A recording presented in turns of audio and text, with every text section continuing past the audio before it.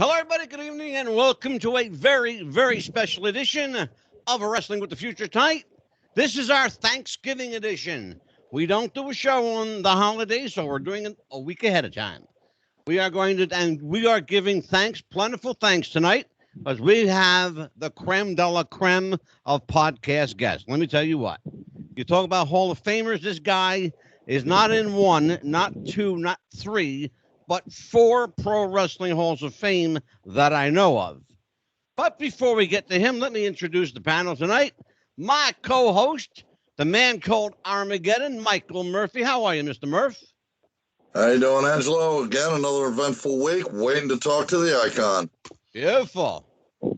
And my friend Nikita Brezhnikov, manager of and tag team partner of Nikolai Volkov, and the author of this amazing book, When It Was Real. This is the handbook for every wrestling fan. Let me just tell you right now. And we've talked about this book on the show before, but if you don't have it, you need to get When It Was Real. Rounding out the panel from KENS Radio FM in Fargo, North Dakota, the icon, Scott Halmrast, the icon. How are you, icon? And he's not there. His camera's on. His camera's on. Well, he's not there. Okay. Icon, you with me? Is that better? Can you hear me? There you go. Terrific. All right. Now, let me introduce our guest of honor.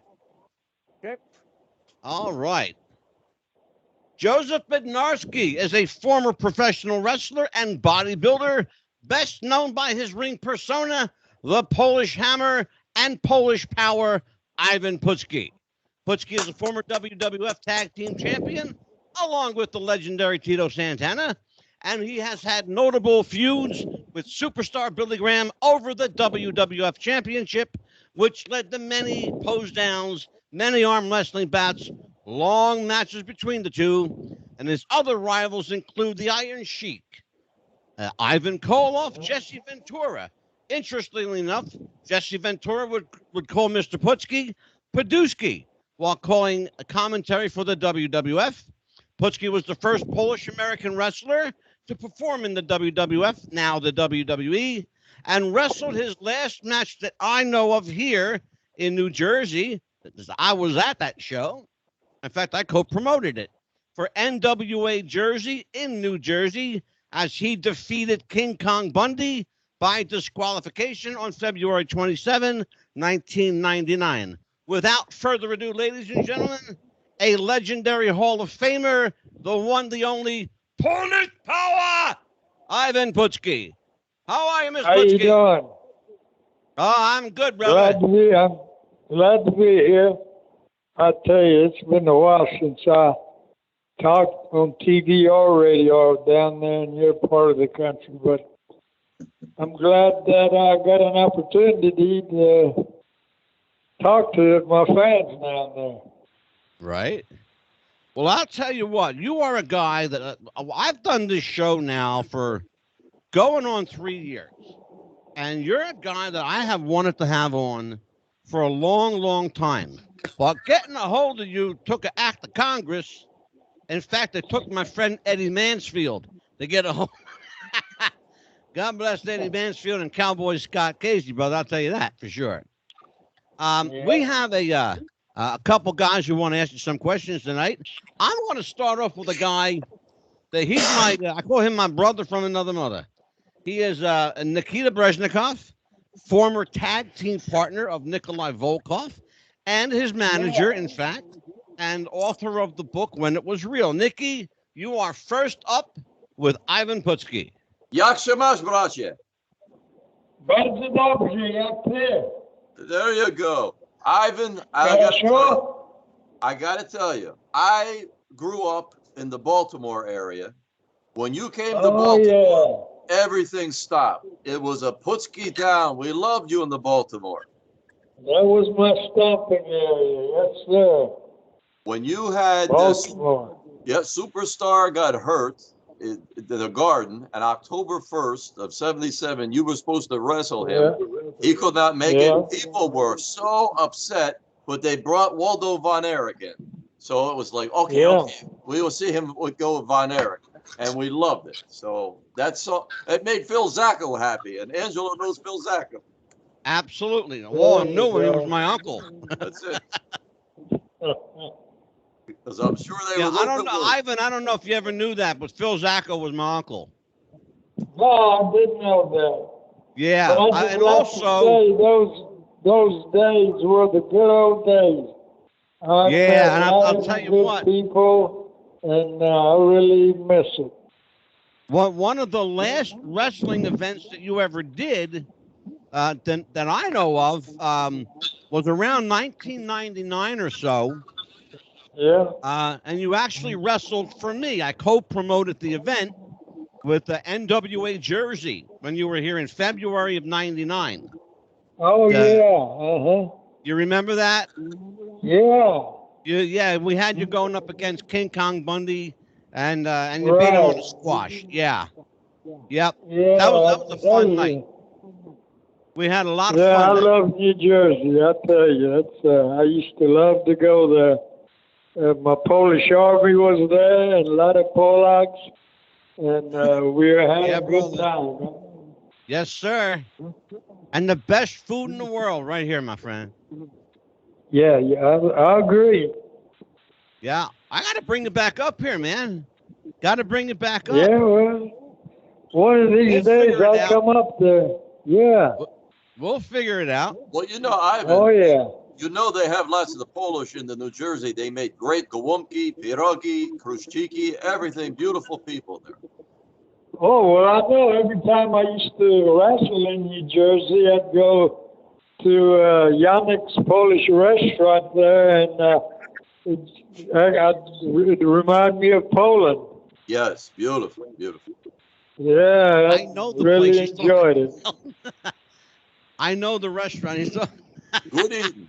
Good eating, Angelo. Good eating. Oh, good stuff, brother. I'll tell you what. Nikki, I want to turn it over to the Icon. The Icon is new with us. This is Scott Halmrist, the Icon from KENS Radio FM, Fargo, North Dakota. Icon, you're up, my brother. You got Ivan Putski. Well, how you doing, Icon? Hey, Ivan, it is an honor to talk to you. I'm sure you hate when people say that I used to watch you as a kid, but I used to watch you as a kid with my father. And I told my dad that I was going to be on the air with you tonight. And he said, well, be careful, because if you say the wrong thing, he might body slam you. So I'm going to be careful with what I ask. No, I tell you, I don't do that to my fans. Exactly.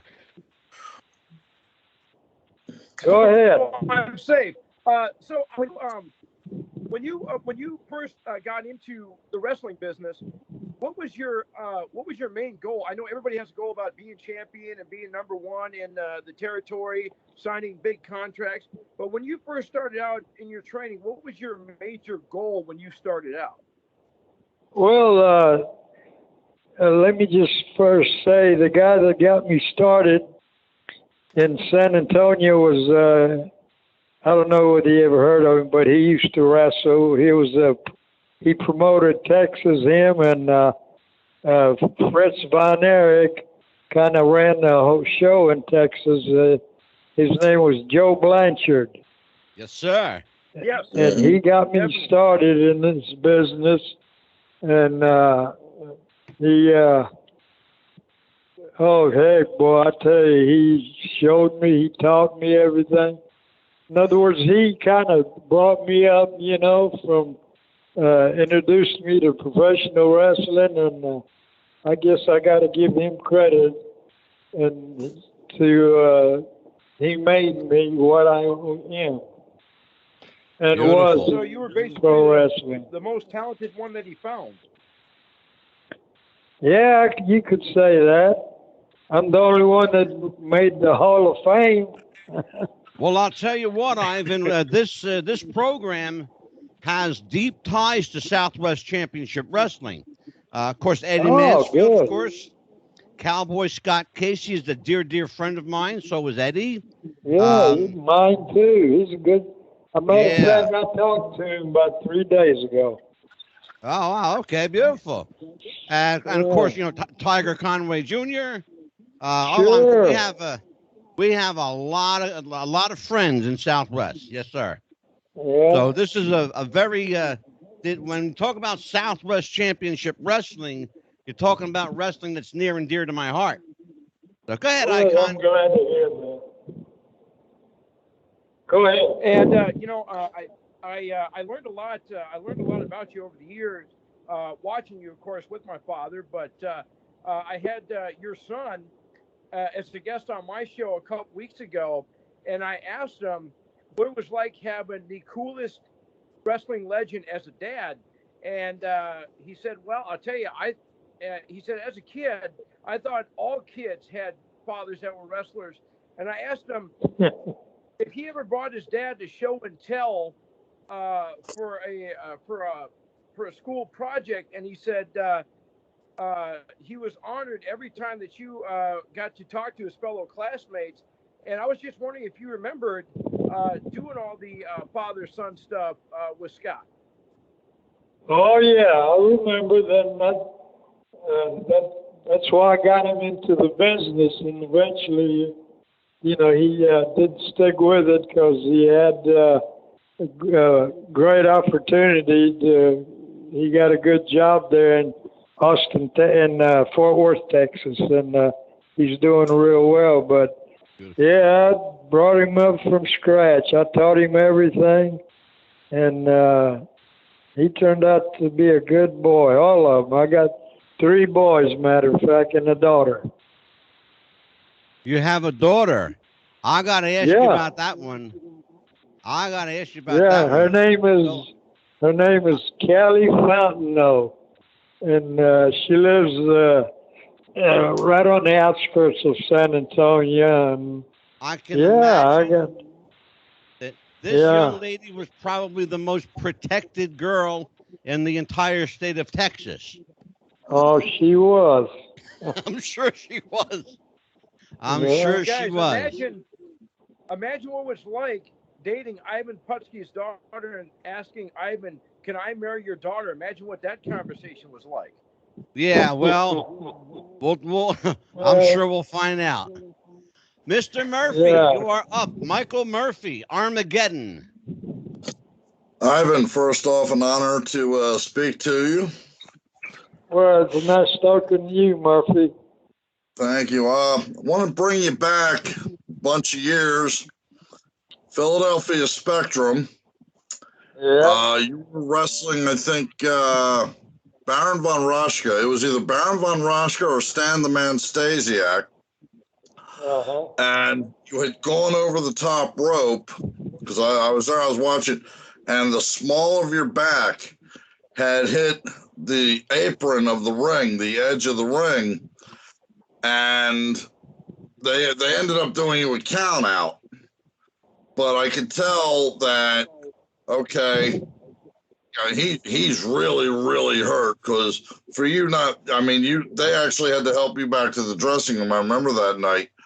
Yeah, I remember that. I had to miss 3 weeks. Happened after? I mean, what was the injury after that? What did they say the injury was? Well, I had a real bad bruised back, and man, I'll tell you, it really started hurting. And a day and 2 days after that happened, boy, I tell you, I couldn't even get out of bed. But I used the whirlpool, and you know, I was in good shape, so it didn't last long.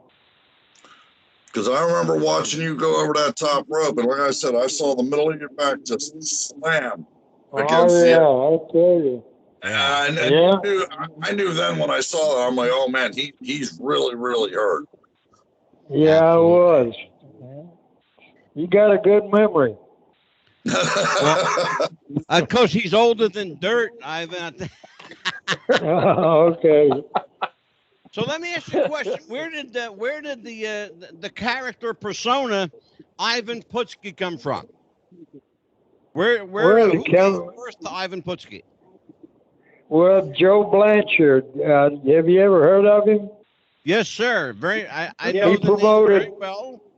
Yeah, he's got a son named Tully Blanchard that wrestled for a while, but he promoted, sending him and Fritz Von Erich promoted Texas.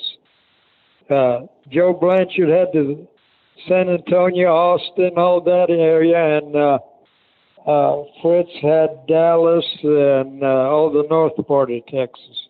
Right. But Joe Blanchard got me started, and he did a good job. And he sure the hell did. Rest is history. Yes, sir. I want to tell you what. A lot of for geography's sake, I want to explain to people what Southwest Championship Wrestling was. It was the smallest of the Texas wrestling promotions, but in a lot of ways, they called it the biggest little promotion in America. Because I'm going to tell you some of the people that came out of that: Ivan Putski, Gino Hernandez, Cowboy Scott Casey, Eddie Mansfield, Bruiser Brody. And these are just to name a few. That's just off the top of my head. And that's a pretty good 5 to start with. Tully Blanchard, of course. A lot of power came out of that little group, Ivan.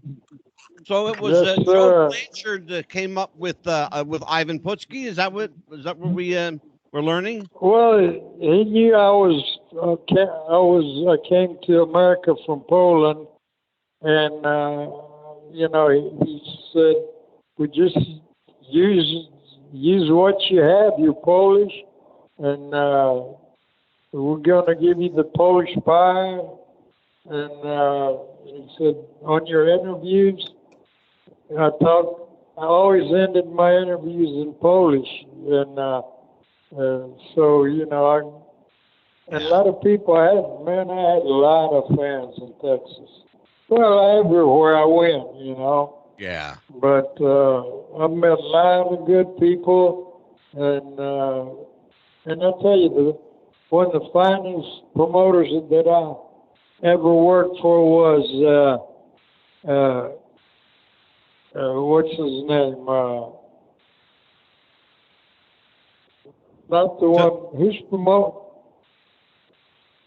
promoting it now? Oh, and Vince Senior. Yeah. Vince Senior. Oh, you're talking about the McMahons. Yeah. Vince McMahon Senior.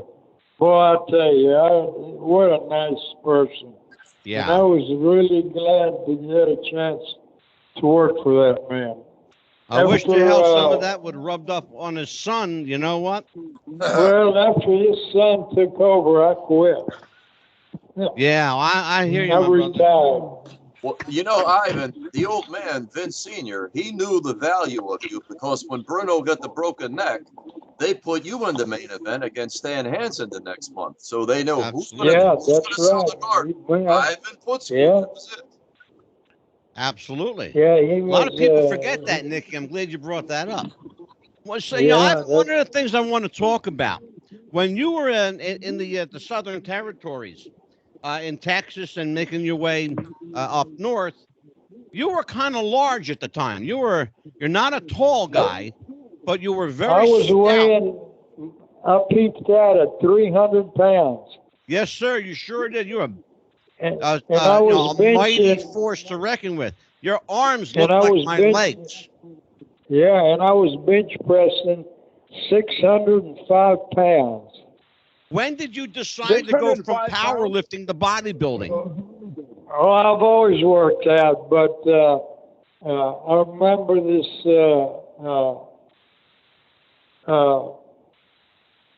They tried the Olympics. The Olympics were starting, and Bob Hoffman, he was the Olympic coach for weightlifting that year, and he called me up and asked me, he sure would like to get me to enter the Olympics. And the American flag, and I said, yeah, I do it. So I was getting ready for that, and then he gives me a call. Said, well, they just changed the rule. They made it if you got paid playing a professional sport, you can't enter the Olympics because it was for nothing but amateurs. Yeah. Yeah, so Yeah, absolutely. That ended my Olympic deal. Yeah. I got to ask you a question. There's the people at home right now are watching a match take place between Ivan Putski and Jesse the Body Ventura. It takes place in Madison Square Garden. I got to ask you something. I heard that this was more a shoot than a wrestling match because of something that Mr. Ventura said to you on your way to the ring. Yeah, he got, you know how smart ass he is. Oh, yeah. Then I just said, okay, you know, I didn't say anything. I just started unloading on I was going to say, brother, you entered that ring. There's people at home are watching this right now, and you were firing potatoes like crazy, man. Just man, I mean, nothing but potatoes. I'm telling you what. I had to teach him a lesson. He was just, he just got in, you know, and yeah, I'll tell you what, man, just crazy watching this match take place. You know, it's just, you know, again, you're like 5'10", right? You're somewhere around there. Yeah, right. And which is in terms of pro wrestling, that's not real tall, but you were built like, you know, a friggin', you know, Adonis. You had super wide shoulders. Yeah, you know, not only that, upper body strength you had was just ridiculous. Well, that's the thing. See, I was, that's something I was gifted with. All my life I was strong. And fortunately, I utilized that strength, you know, playing football and then wrestling. And so I tell you, wrestling's been real good to me, and I sure miss it. All right, Nikki, you're up. Ivan, I tell you, as we talk about your physique and your ability, when you first came to the WWF in 1975, you were the bulky 300-pounder. Then you go away, you come back, you trimmed up like 30 pounds. You go away again, you drop another 15, and it's like you, besides being charismatic, main event material, you were somebody that people could believe in for training and keep yourself in good physical condition. So we love that as well. Remember, Nikki, when it was real. When it was real. And you're in my book, Ivan. You capture lots of my book. It's a big book, 300-some pages, because I call it When It Was Real, because you make us believe at that time it was real. You could not convince me. I'm glad. That's great. Yeah, Angelo, I gotta tell him one quick thing. Go ahead, sure, Nikki. It was real one night. We wrestled Spiros Arion in Baltimore. It was July 22nd, 1978. I'm sitting in the front row. I'm looking up. He has you in a headlock, and he takes out something, and he starts to stab you in the head. It's no blade job. Arion stab you in the head. You start bleeding. You fall out of the ring. You count out. Well, a riot started, a legitimate 20-minute riot because of what he did to you in Baltimore. And it was I remember that, That was unreal. Yeah, that's right. Hey, you gotta, that's what comes with wrestling, you know. If you want to be part of it, you gotta get ready for a lot of stuff like that. Yes, but you were our family, and when he did that to you, that was it. One old guy came with the chair, and then that was it. They just kept coming from all directions to get I got him good too, so, you know. Oh, yes. Yeah. Well, I'll tell you what, Ivan, we're going to go back to the Icon right now. Then we're going to jump up to Mr. Murphy. Go ahead, Icon. You had mentioned that you enjoyed working for Vince McMahon Sr. compared to Junior. What was it, the main thing about Junior that you didn't like? Was he just too pompous, or was he just too controlling? Because you mentioned you quit shortly after you took over. How long after working with Junior did you quit, and where did you go after that? Well, after that, I just came back to. I live in Austin, Texas. And I was there about 3-4 years already. You got to consider that, and it was just right. I just didn't like him. I loved his dad. That's who I worked for. And once he took over, I said, "Shit, I'm not working for this guy." So that's when I retired. Didn't retire. I quit working there, and I was ready to quit because I was on the road all those years, and I had 4 kids at home. So I said, I've had enough. This will give me a good excuse to go home. What do you miss the most about it? Real quick, go ahead. What do you miss the most about being on the road and with the boys? What I miss the most is traveling with the guys and shooting the bull and just being around the old timers, There's a lot of good guys there. Ivan, I got a question for you, my friend. Go ahead. The old timers that you talk about, some of these guys are still around in their 70s and 80s. What is their secret to longevity, and why are the generation that we're looking at now not capable of living past 40? Yeah, well, hey, we're on the road, and we wrestle every day just about, and every night, and during the day, if you're in a certain town, you leave early, check in the hotel, find a gym, work out, come back, eat, kind of get a little rest, and then go to the arena.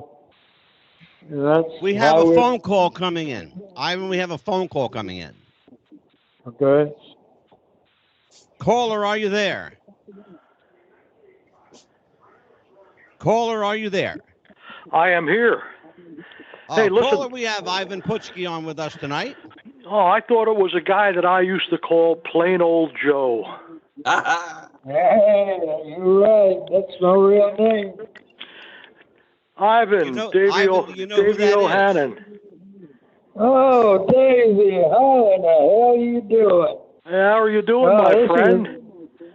Davey is one of my good friends that I had a pleasure to meet and work with in New York. Good. What are you doing? Well, you know what?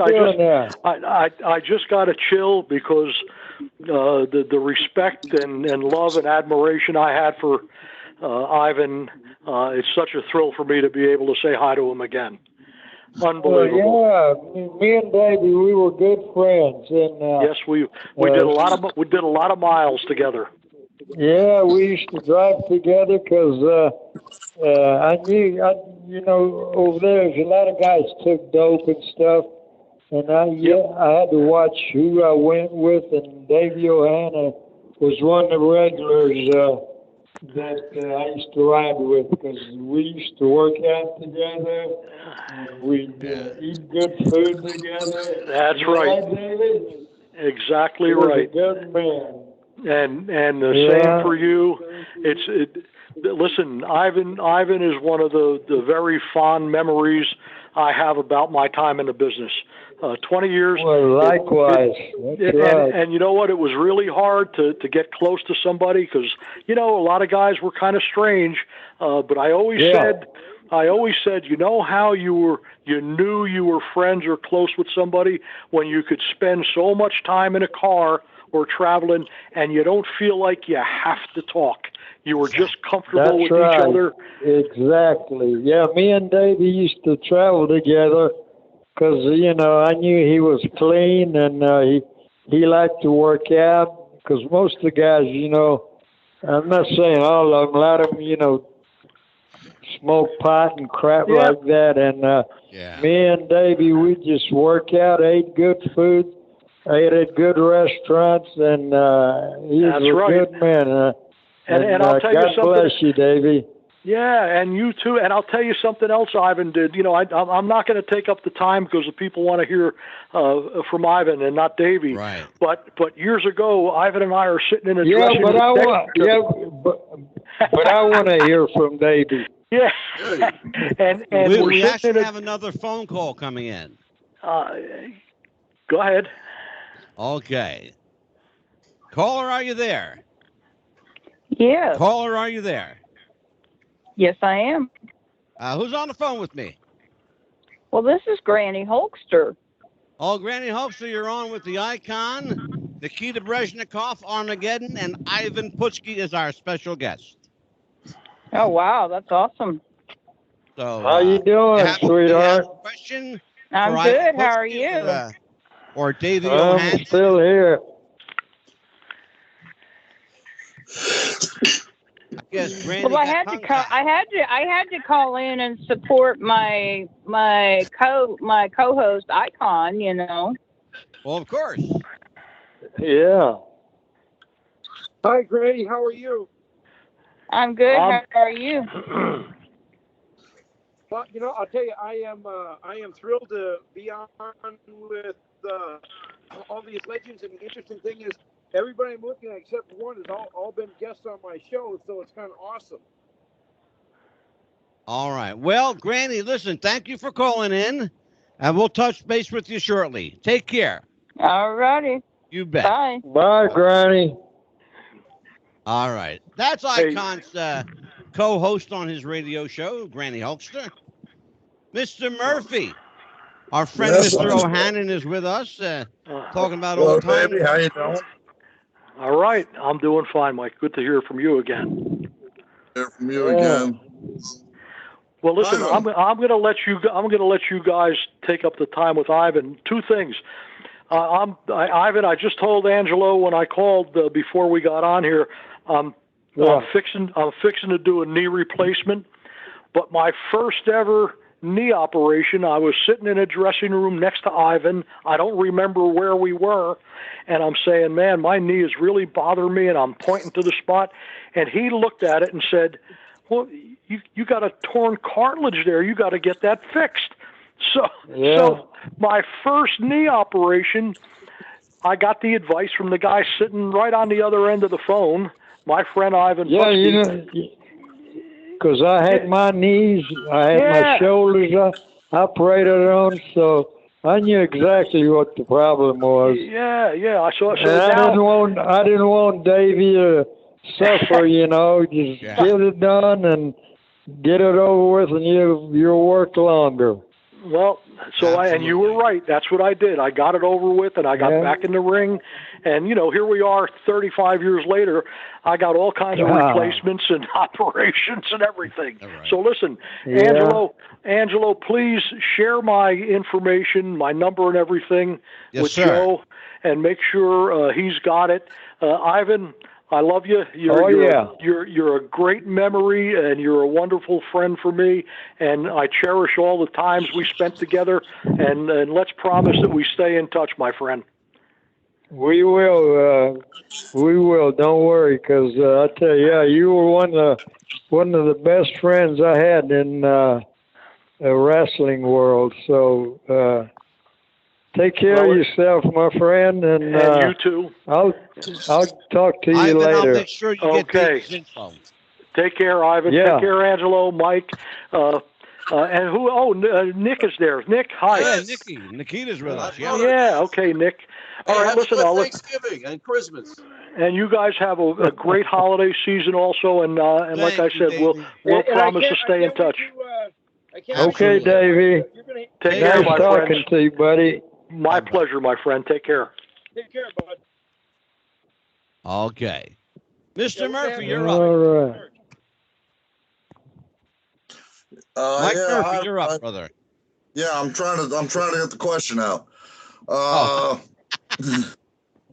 Ivan, what is your opinion? I don't know if you watch wrestling nowadays. What is your opinion of the wrestlers of today and the state of wrestling today? Oh, good question. Well, I haven't seen a wrestling match since I retired, and because I wrestle so much, but I don't even know who's wrestling who or how it's run or anything. But that statement alone says everything you need to know. I want people to think about something. We're talking about a man today that we remember from 40, 50 years ago. That's right. You would be hard-pressed. Exactly. Wrestlers back in your day were celebrities. They were famous. Yeah. People knew them. People knew who Gorgeous George was, and Lou Thez, and Vern Gagne. That's right.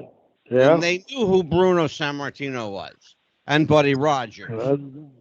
You're hard-pressed for anyone to remember Fritz Von Erich. Guys. And yeah, exactly. In 5 years from now, no one will be any the wiser as to who's wrestling today. There are no more stars. There are no more personalities. That's right. There are very few wrestlers. There's a lot of acrobats, though, Ivan. A lot of acrobats. Yeah, I think people are sick of all the flips and stuff. You know, we brought raw wrestling, ass kicking and taking names. Exactly. You know, there was no flipping, back flips and all that crap. We laid them in there. Well, boy, did you. If you don't believe it, ask Jesse Ventura. And that's right. Yeah. Ivan Putski against Ken Patera. I mean, that was classic. And oh my God! They were jumping around off the top rope. It was headlocks, Nelson arm locks. It was beautiful. Yeah, it was. I'll tell you, that's we call that wrestling. That's what wrestling was all about. I don't know what stuff they're doing now. All the flips and flying in the air. That's no wrestling.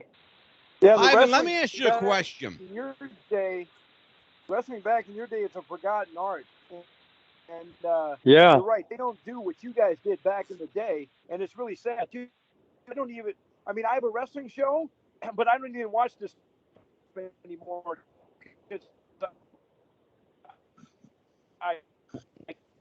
Well, I've got a question for you, Ivan. You talked about you've talked about how wrestling was good for you. Hold on, Icon. Icon, hold on.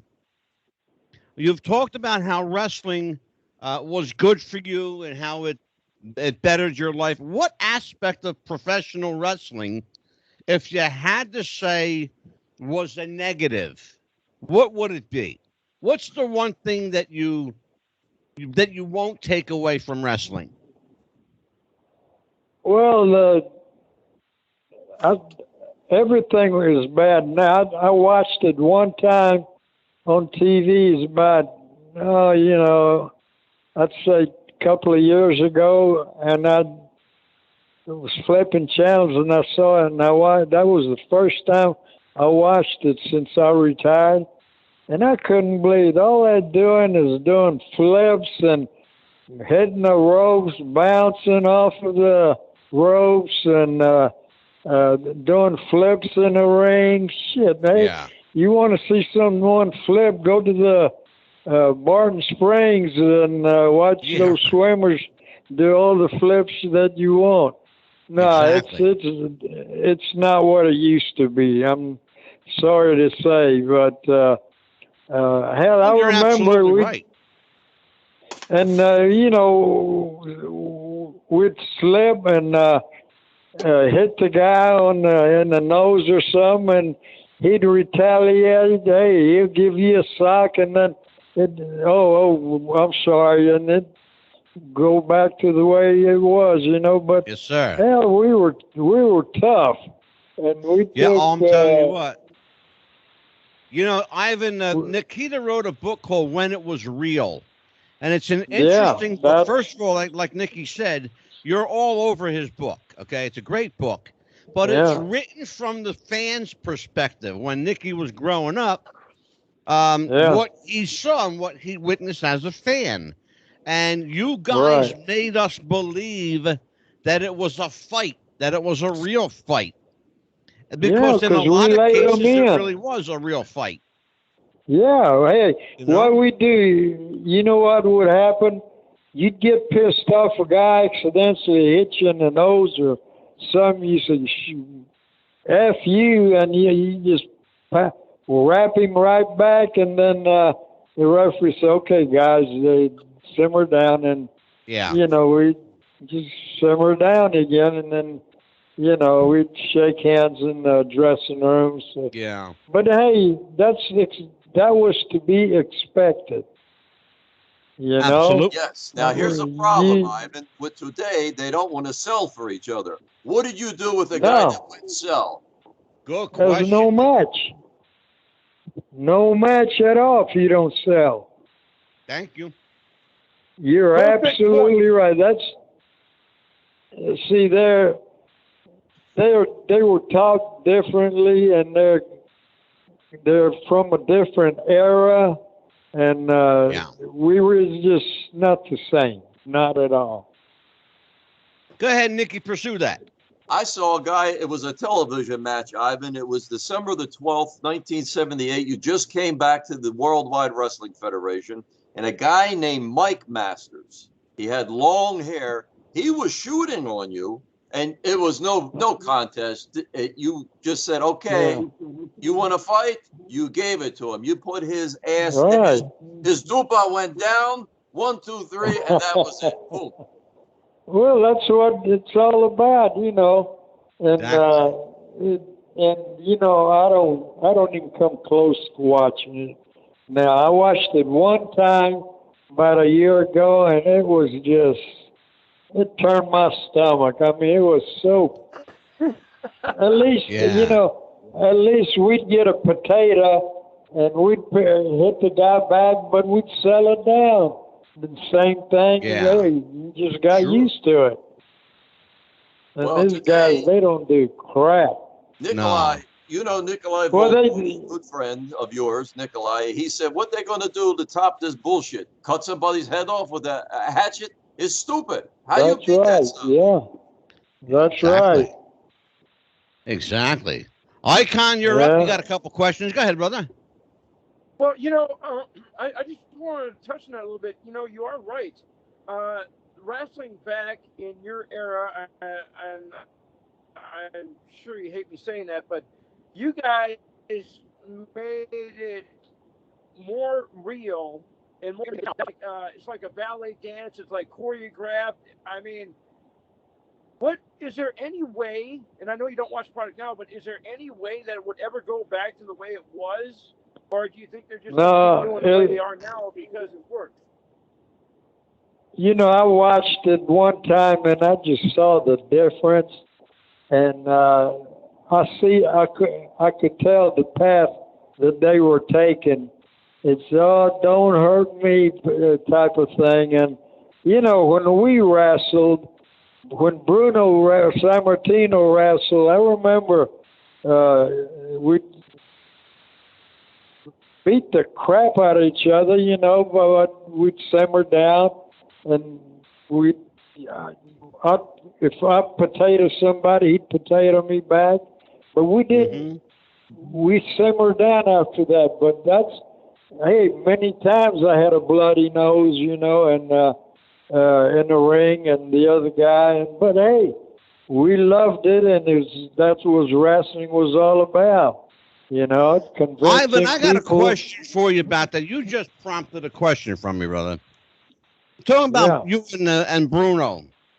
Well, you know, it's known, it's well known that Bruno pretty much kayfabed life until he passed away. He never broke kayfabe. Did you ever see Bruno in a wrestling situation just lose it and haul off on a guy? Oh, many a times. Hell, when we used to tag team, Well, when we tag team, because I got after it. I know Bruno, he knows that he has to too. So, yeah, we both tag in and beat the shit out of the guy if we had to, and simmer them down, and that's how it was, Yeah. That's funny because I have this because I knew Bruno. I want to just tell you straight up, and Nikita knows this. I knew Bruno. He was a great guy. Yes. We used to have lunch and dinner. Everyone, when he was in the area, we'd always have lunch and dinner together. A terrific guy. And it was always hard for me to picture him angry because he was such a jovial, nice gentleman. He was always a nice guy. And Nicky, you know what I'm talking about. He was always a very genuine, sweet guy. I never wanted to see him pissed off. And I'm afraid of what might. You have to be crazy to piss him off. Yeah, well, yeah, true. I mean, you must have a death wish. Oh. So, Ivan, let me ask you a question. Who's the one guy that you really enjoyed beating the shit out of? That was actually, there's a lot of them, that would come in there, strut around, But most of the guys, they were pretty good. I got no complaints, but every now and then you come across a guy like that. What's his name? Had that long blonde hair. You know who I'm talking. Not super. Oh, Jesse? No. Yeah, Jesse Ventura. I used to love to beat the shit out of him. Yeah. I have to tell you. You know why? Jesse. Yeah, there's a lot of us that wish you would have. Even more. Well, what was the one thing, Ivan, what would Jesse do that would just like push your buttons? Before the matches, he'd say, "Hey, Ivan, just take it easy." When someone tells me that, asks me that, it just pisses me off. Hell, you're getting paid good money, and you need to lay them in there. Because I tell them, lay them in there. It doesn't hurt. Just pop me in my chest. But other than that, it was different when I wrestled and Bruno, and then these it was different then compared to what it is now. Oh, sure. I mean, now they don't do a damn thing, just flip, all that, Yeah. It was just, I was just glad that I wrestled in the era that I did, Oh, man, so are we, believe me. Yes, we are. Yes. Very great. Yeah. Ivan, what was the one thing that you taught Scott? The first thing you taught him about wrestling psychology and wrestling storytelling. What was the first thing you taught your son? You get potato the guy back. You know what a potato is? Yes, sir. Yeah. That's what I told him. I said, you'll get nice guys, but you get these assholes that'll come in there because you're young. But don't. I said, you just show them you're young, but you're tough. Yeah. Well, how many people, I'm curious, how many people would try to take advantage of him because his name was Putski? I don't know. He never complained. In all the matches I watched, he had good matches. Yeah. Oh, sure. Well, he's a hell of a wrestler. I tell you what, he really is. Hell of a worker. Yeah, he is. He's built good. He's built like a brick shithouse. Let me tell you something. Yeah. This kid's tough. Yeah. Yes, sir. Ivan, I'm going to turn it over to Mr. Murphy. Okay. Go ahead, Murphy. Okay. It was nice talking to you guys. Go ahead, Murph. Ivan, did you have any? I remember you had feuds with Ken Patera, Pedro Morales.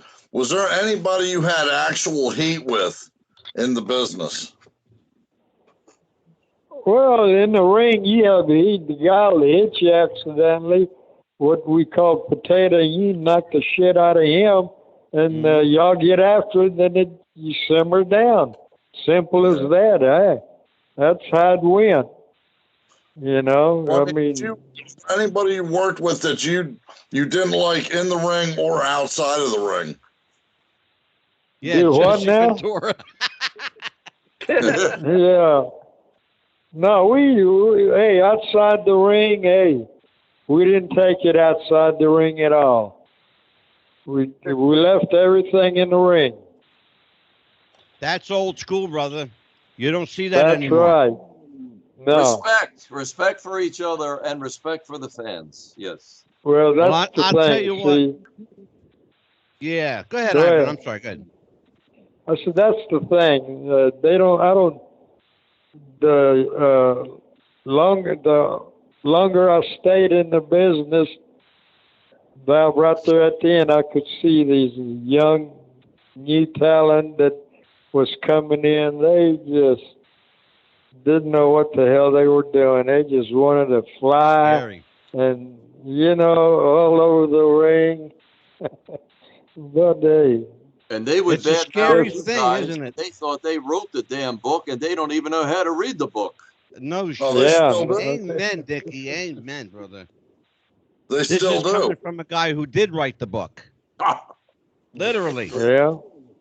Ivan, well, listen, my brother. I know that you're building a new house and you've got a lot going on and you've got to be probably exhausted right about now. So thank you so much, my friend, for joining us on the show tonight. I will. It was my pleasure. I will give you a call tomorrow and check in on you, and I'll tell you what. I'm glad I could hook you up with Mr. O'Hannon, and I want to call you tomorrow and give you Davy's information. Okay. If you ever see him, to give him my regards.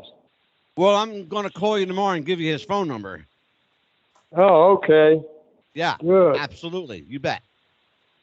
All right. So, listen, Ivan, thank you so much, guys. How about it for Ivan Putski? Yes. My melody of love, Ivan Putski. Pleasure's all mine. Moja droga, ja ci kocham. I knew it. Beautiful. Beautiful. Thank you, Ivan. Have a great night, Okay. brother. Take We'll care. talk to y'all later. All right. Bye-bye. Bye. That, my friend, was an interview. That Yes. was a hell of an interview. But, Thanks, Angelo, all these shows I see you and I do with you, That was awesome. the heartwarming, you bring the old guys that haven't seen each other together, and they just love it. It's the best thing anybody could ever do. You do it, man. God bless you. Congratulations. You're a Thank you, goodwill Nicky. ambassador. Yes. Nicky, you know why I do it? I'm like you in a lot of ways. You and I are like, I call us twin brothers of different mothers, because here's the thing.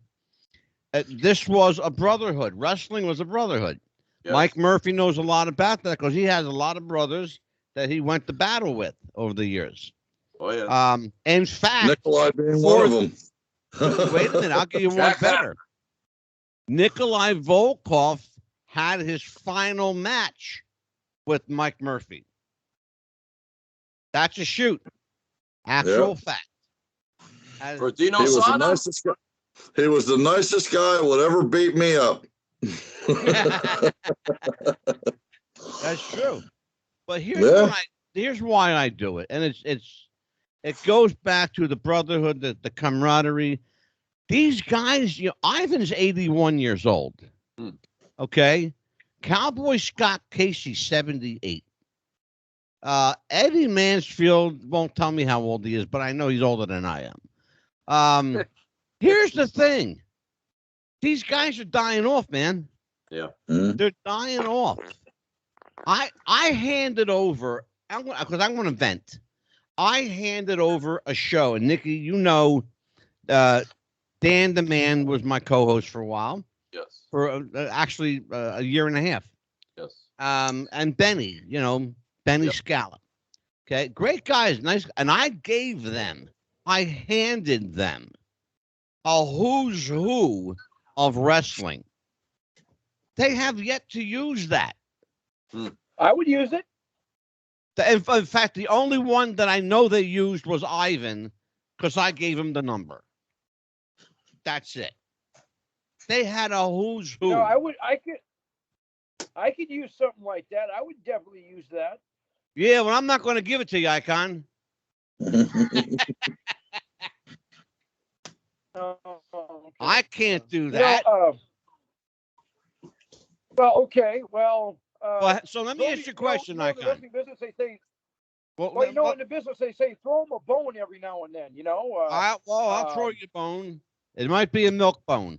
But let me ask you a question. Okay. Let me ask you a question. Well, if you'll be quiet long enough, let me ask you a question. You pain in my ass. How did you enjoy your first outing with us?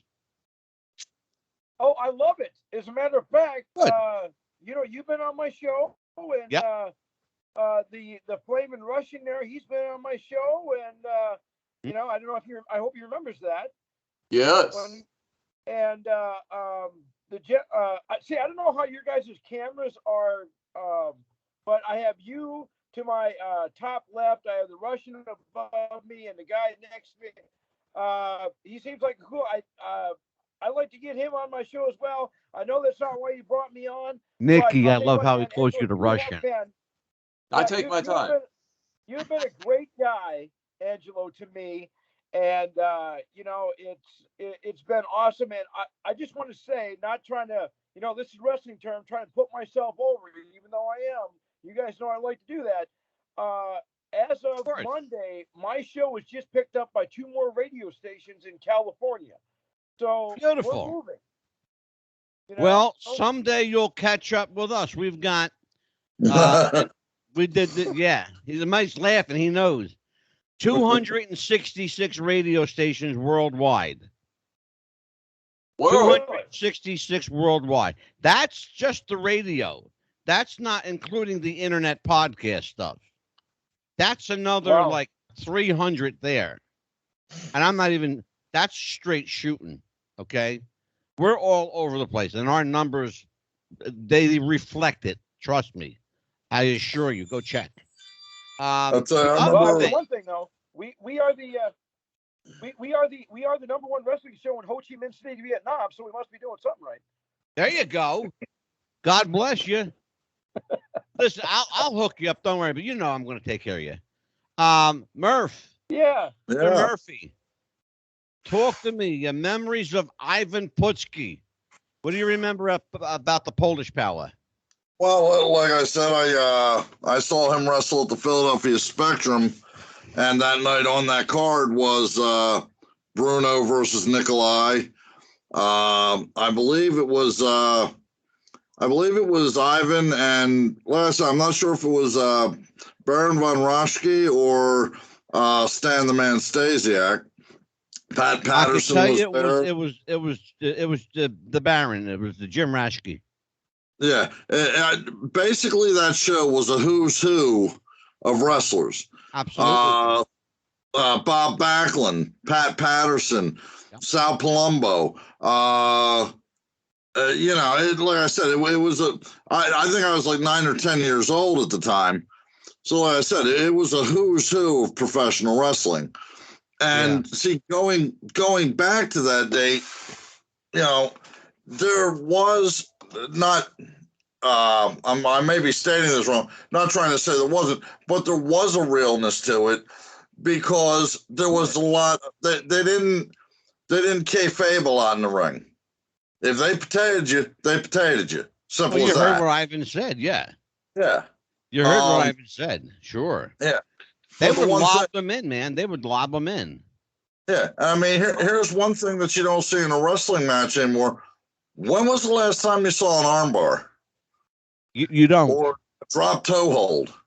You don't. Or a spinning toe hold. You don't.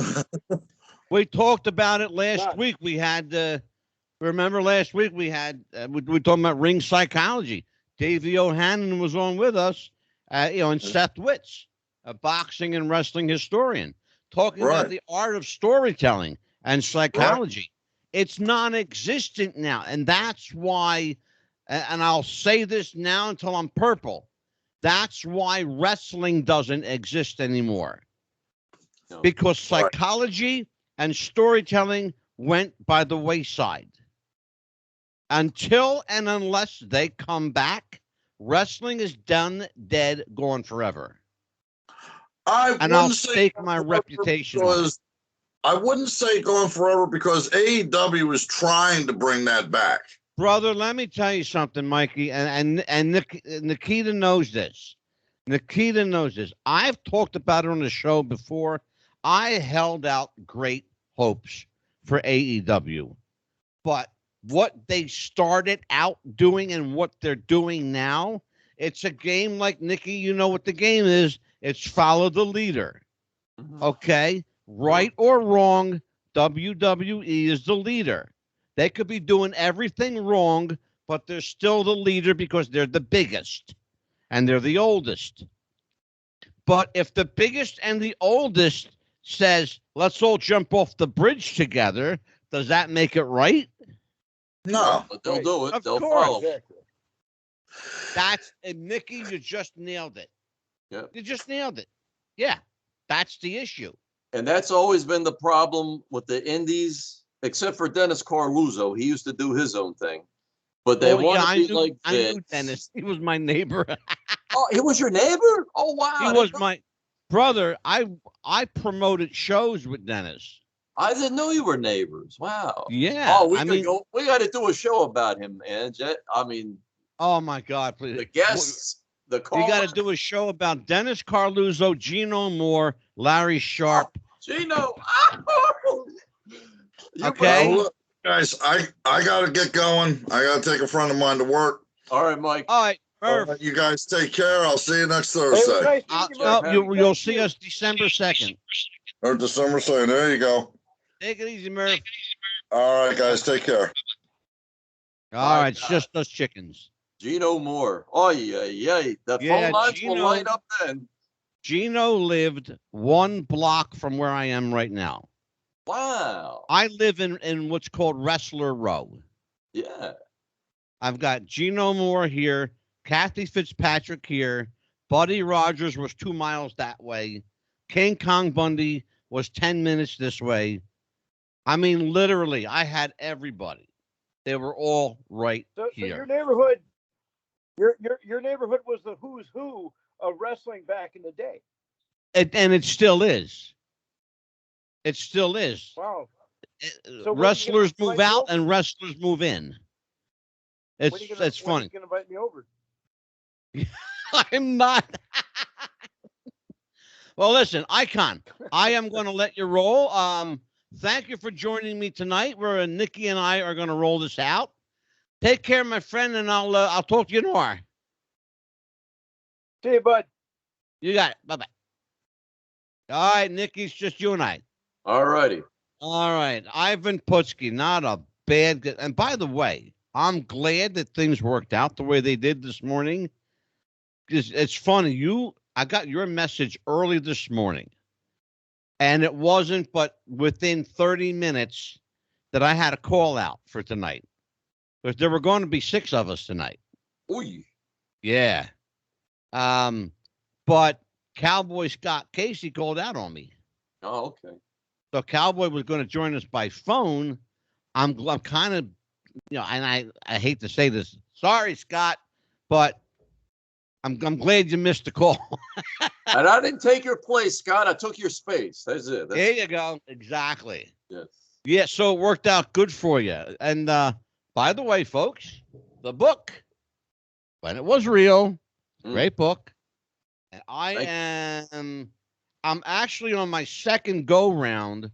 I'm on 1978 for the second time because every time I read a book again, I find out that I missed something the first time.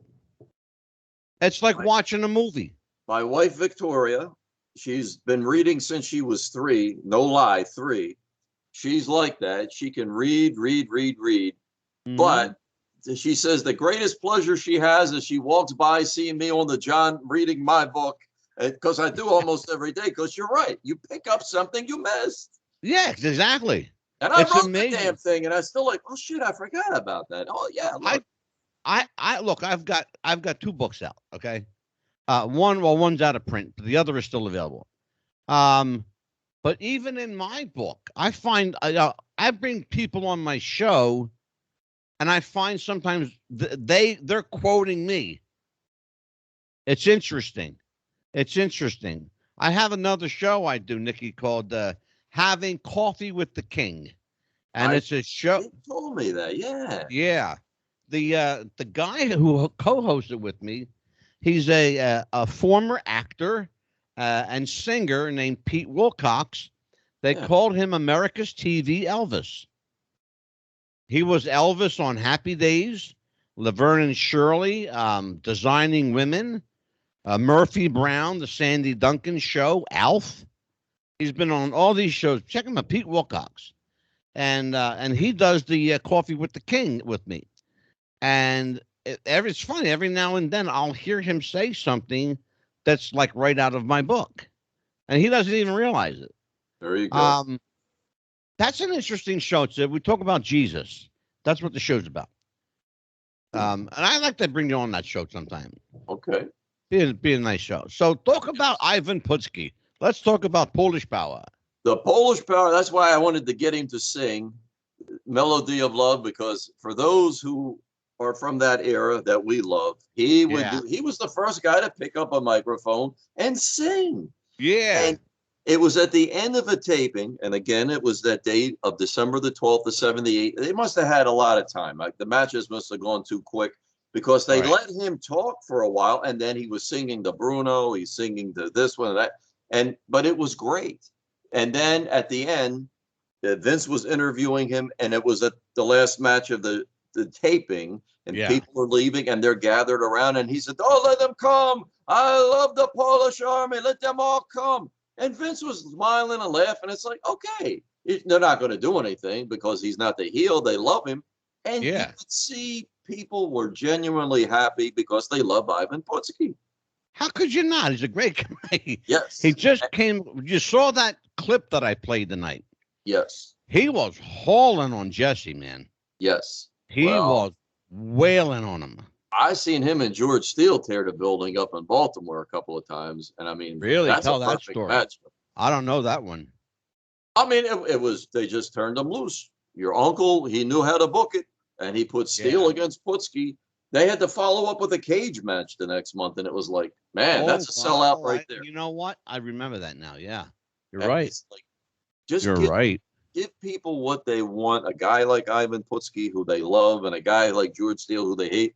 Boom! You don't need 3 other matches, but they always gave it to us because. And you just, in one sentence, Nikita Brezhnikov, you just told the world what's wrong with wrestling today.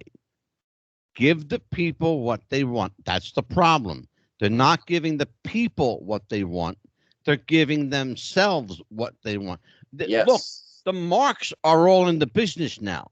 Yes. The people watching the marks are all smartened up now. Yes. Okay? Yes. The audience is smart now. Okay? What do you do now? The psychology's reversed now. The marks used to be in the audience. Right. Everybody smart used to be in the business. Now, for those that don't know, when it's in the book, when it was real, it was Vince McMahon Sr., Phil Zacco, and they were partners, and they had a couple others. I'm not going to go into all of it. Right, but sure. That was the Black Friday was the Garden every month. But in Baltimore, Phil Zacco, had Bobo Brazil run the town for all of that summer of 1973 because Pedro just wasn't cutting it. Or you could have Tanaka feud with Ernie Ladd, 2 heels. But let it get out of control. But you know what you're doing. You know your people in Baltimore. You know how to bring them in what they want to see. Go for it. Just don't deviate from the main product too much. And that was great. And it worked. Everybody's happy. You know, one of the things that the fact that it might have been on a Facebook post that you had put up recently. And I had mentioned something about heel versus heel matches and face versus face matches. There's a great deal of psychology involved in that and storytelling if you play it right, if you book it right. It doesn't always have to be, like Vince says, the good guy versus the bad guy. What about taking, you know, to a perfect example? Back in the day, Pedro and Bruno were both super faces. Yes. They got into a couple of matches with each other. And in very short order, you know, Bruno showed his supremacy with the fans because Pedro became, like, you know, for a short time became, you know, a heel. You know? Yes. But they couldn't, and I don't know why it didn't work, because he could have been a really good heel if they played it right, but I don't think they booked it right. I really don't. Well, now see, that's what gets us why didn't superstar Billy Graham Angle turn him to a face? That wasn't their philosophy back then. That wasn't their menu. It's like, no, we had Pedro, we had Bruno as long-term champions. You're not going to be able to turn superstar Graham, what, some bullshit tag thing on television. I think Vince Sr. and Phil Zacco figured the fans aren't going to trust him. They're going to figure he'll turn back. They're not going to take him as a face. This isn't going to be smart. It's like people get confused of what they think, just like what you're saying, and what the formula that works is. Just let the masters perform for us and let the promoters show us. They got the roadmap. Here, you guys follow what we set out. And everything turns out. It's very interesting, that scenario that you set forth, because if you remember, particularly toward the end of Bruno's reign, that match in Baltimore, at the outset of the match, as many people that were booing Superstar were cheering him. By the end of the match, when Bruno lost, they were all booing him. Yes. Now, and see, he had to get out of there with his. Here's where they cross their wires. They say, well, Superstar was drawing. Yeah, he's drawing. We want to see Bruno get his belt back. We want to see Strongbow beat him. We want to see Putski beat him. Dusty Rhodes and Mascaras. It wasn't just Superstar. We wanted to see him beat. That's why they filled the buildings, man. Exactly. And that was wrestling when it was real. Absolutely. I love this book. I'm going to keep this with all my shows. Thank you. Listen, I'm not going to blow my own horn, but a good friend, Carmine, he's been in the business for a long. He says he keeps it on his bedside. Carmine, he's like, man, Carmine from New York, that you and I know from New York? Yes. Yeah, I know exactly who you're talking about. I know. I like Carmine. Similar to yours, actually. Yes. Yeah. Despero. Yeah. That's it. And Carmine's Despero, like, I love he said, I can't get enough of it. He said, and dude, I ain't just, when nobody's listening, I ain't putting you over to anybody. I'm telling you face to face, man to man. I love it. That's what it's all about. My friend, it was one hell of a show. It was a good one. Yes. Again, as always. Thanks for joining me. And on behalf of Armageddon Mike Murphy, Scott the Icon Helmrist, on behalf of Granny Hulkster, who called in, David Yohannan, for Ivan Putski, for Nikita Brezhnikov, I'm Angelo Mad Dog DeCipio. Take care, everybody. See you next time, and happy wrestling.